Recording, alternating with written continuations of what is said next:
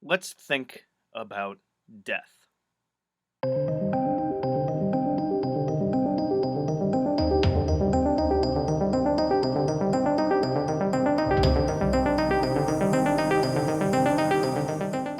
So, this isn't exactly a fun topic to talk about, but when you think about it, it can kind of be an inspiring thing. So, there's a ritual object that is known as a memento mori, which is a commonly, at least from what I've seen, it can be a skull, like a stone skull, or anything that represents death that goes on your altar. Because memento mori means basically remember that we all one day will die.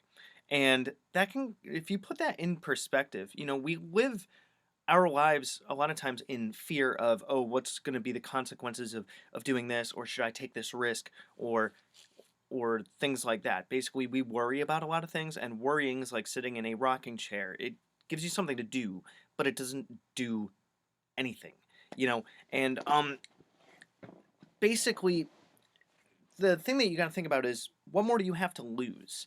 I mean, one day we're all gonna not be here. One day we're all gonna be forgotten. Um, and everything that we have is on loan anyway. This is gonna disintegrate, so is this, so are these, so am I. And you might as well have fun while you're here. So, if you are wondering about taking a leap into something new, or you're wondering about doing a particular spell, or wondering how certain actions are going to play out, make your universe the way that you want to make it while you still have the chance. Because one day you're not going to be able to, and one day you're not going to be here anyhow. You know, Thinking about death and the fact that one day this is not going to be here anymore, for me, gives me a lot of perspective, and it kind of boils back from death if you think about it, because there's going to be one day when I'm not going to be able to do what I'm able to do now. I might end up like with, you know not being able to walk as long as I normally do. Even this computer that I'm working on, as I have seen with several other computers, one day is not going to work. I used to have a thing where I really liked things that were permanent, and I hated change. But thinking about death and the fact that one day it's all going to be gone, and dial that back to the fact that everything changes, good things come and go, good things die, and new things come in. From my talk about the Kabbalion, which I just filmed earlier, but you guys are seeing this later on. Um, it's the ebb and flow of things. Everything changes, and you gotta roll with it. You gotta find ways of being okay with it. And there's a big thing, at least in like Western culture, of being so kind of afraid of death. You want to push it away, and you want to experience life. And like, people are so afraid when medical problems happen and things like that. But those things are inevitable. I mean, regardless of how healthy you are, how much you exercise, how good you take care of yourself, whether you smoke or not, or drink or not, or any of that stuff, it's going to be something you're going to have to deal with eventually. And it's really fascinating to look into Tibetan Buddhism with this kind of thing, because they say to think about death once a day, at least, if I remember right. I was talking about my grandma, about this with my grandma last night, because she's actually got terminal cancer,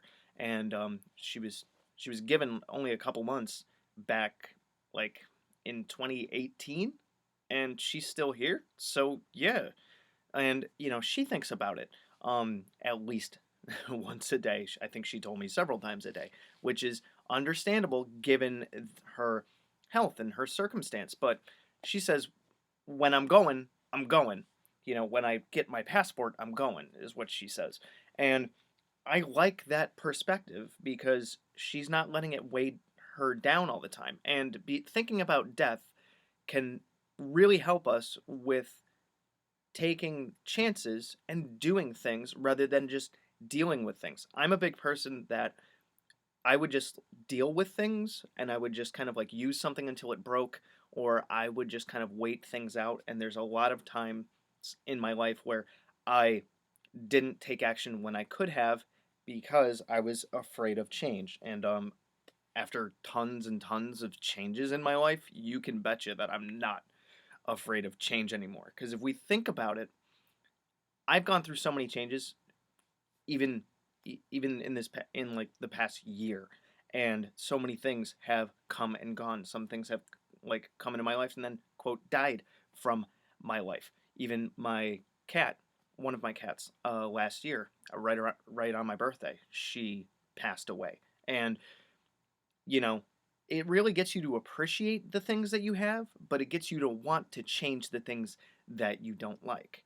And so if you're looking at your life situation and you want something to change, there's no better time than the present, because we are not always going to be here to make those changes. And it's much better to take action than to have regrets. So I know this was more of a philosophical thing, but I hope that this kind of got you guys to understand the idea of do things and change things with your magic or without, because mundane stuff always is needed, whether you do magic or not. Do things while you still can, right? Good hunting. Thanks for watching my video. So if you want to check out my playlists, I have, among others, the Simon Necronomicon, the Tree of Life, General Magic, Tulpamancy, a playlist on my books, the elements, stones, the theories that govern magic, and the gods and goddesses of Mesopotamia. If you want to check out my books on Amazon, I have Creating Consciousness, Magical Mechanics, Magical Theater, Handy Sigil Magic, Magical Movement, which is an update and expansion upon Handy Sigil Magic, Magical Mastery, which is a combination masterwork of Magical Theater and Magical Mechanics, and The Guide to the Spheres and Beyond. You can also find me on Facebook at Magickology YT. You can email me at priestofthenecro@gmail.com, and you can even check out my Instagram, which is Magickology. And good hunting.